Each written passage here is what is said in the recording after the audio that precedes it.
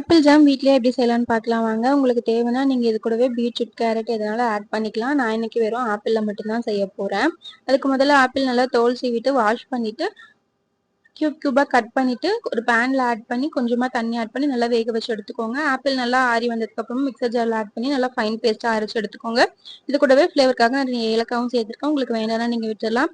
இப்போ நம்ம ஃபைன் பேஸ்டா அரைச்சு வச்சிருக்கோம் இல்லையா, அதை பேன்ல ஆட் பண்ணி நல்லா மிக்ஸ் பண்ணி கொடுத்துட்டு ஒரு கப் அளவுக்கு எனக்கு ஆப்பிள் பேஸ்ட் கிடைச்சிருந்துச்சு. நான் அதுக்கு ஒரு கப் அளவுக்கு சர்க்கரை ஆட் பண்ணி நல்லா மிக்ஸ் பண்ணி கொடுத்துட்டேன். ஒரு 5 மினிட்ஸ்ல நல்லா ஜாம் கன்சிஸ்டன்சில வர ஸ்டார்ட் ஆகிடும். நல்லா மிக்ஸ் பண்ணி கொடுத்துட்டே இருக்கணும். ஜாம் ரெடி ஆயிடுச்சுன்னு எப்படி கண்டுபிடிக்கணும்னா, நம்ம ஜாம் இந்த மாதிரி இழுத்து விட்டோம்னா அது போய் மறுபடியும் ஒட்டக்கூடாது. நம்ம இழுத்து விட்ட இடத்துலயே நின்றுச்சுன்னா ஜாம் ரெடி ஆயிடுச்சுன்னு நம்ம கண்டுபிடிச்சிடலாம்.